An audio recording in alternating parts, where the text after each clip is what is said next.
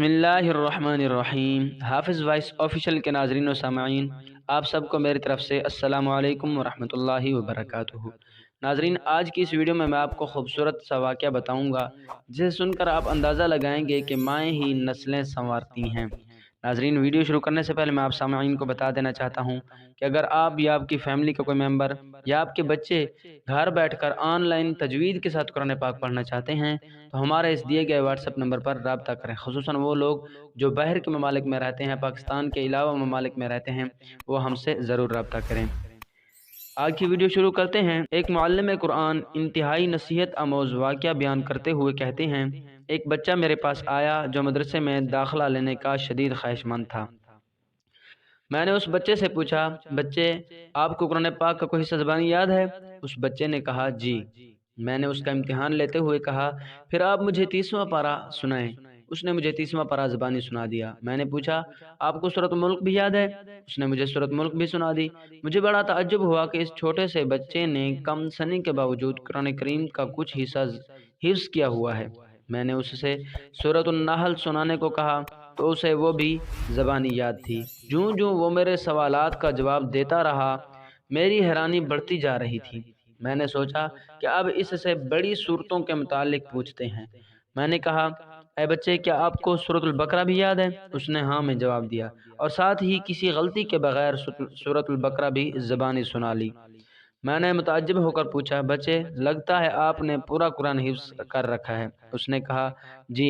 یہ سنتے ہی فرط مسرت سے میری زبان سے بے ساختہ سبحان اللہ، ماشاء اللہ، تبارک اللہ کے الفاظ ادا ہونا شروع ہو گئے۔ میں نے اس سے کہا، کیا آپ کل میرے دفتر آ جائیے گا اور ساتھ اپنے سرپرست کو بھی لیتے آئیے گا؟ میں بچے کے جانے کے بعد حیرت و استعجاب کے سمندر میں ڈوب رہا، اور ساتھ ہی دل میں تانے بانے بنتا رہا کہ یقیناً اس کے والد صاحب دین کے پابند، نیک سیرت اور قرآن سے شدید محبت رکھنے والے ہوں گے، جس کے نتیجے میں اس نے اپنے بچے کو اتنی چھوٹی عمر میں قرآن پاک یاد کرا دیا۔ مجھے اس وقت حیرانی کا شدید جھٹکا لگا جب وہ کل صبح اپنے والد کو لے کر آیا تو اس کے والد صاحب ظاہری شکل و صورت سے بالکل بھی متبع سنت اور پابند شریعت نہیں لگ رہے تھے۔ اس بچے کے باپ نے میری پریشانی اور استعجاب کو بھانپ لیا اور فوراً بولا، میں جانتا ہوں کہ آپ میرے اس بچے کا والد ہونے کی وجہ سے حیران و ششدر ہو رہے ہیں۔ میں ابھی آپ کی حیرت ختم کر دیتا ہوں۔ اصل بات یہ ہے کہ اس بچے کے حفظ قرآن پاک کے پیچھے اس کی والدہ کا ہاتھ ہے، جو بچوں کی تربیت کے حوالے سے 1000 آدمیوں کے برابر ہے۔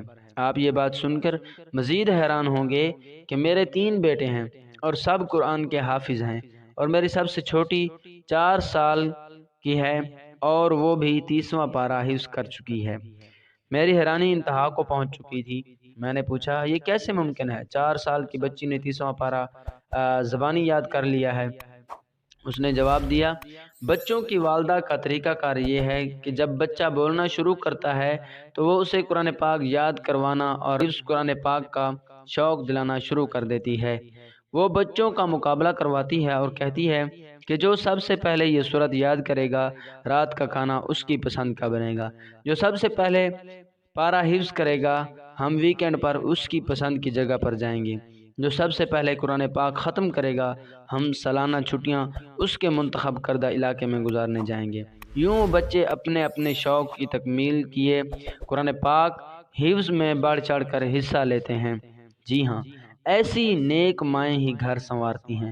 امام بخاری رحمۃ اللہ علیہ کے امیر المؤمنین فی الحدیث بننے کے پیچھے ان کی والدہ ہی کی کاوشیں تھیں۔ امام شافعی رحمۃ اللہ علیہ کے عظیم فقیہ و محدث بننے کے پیچھے ان کی والدہ ماجدہ کی جہود و مسعودہ تھیں۔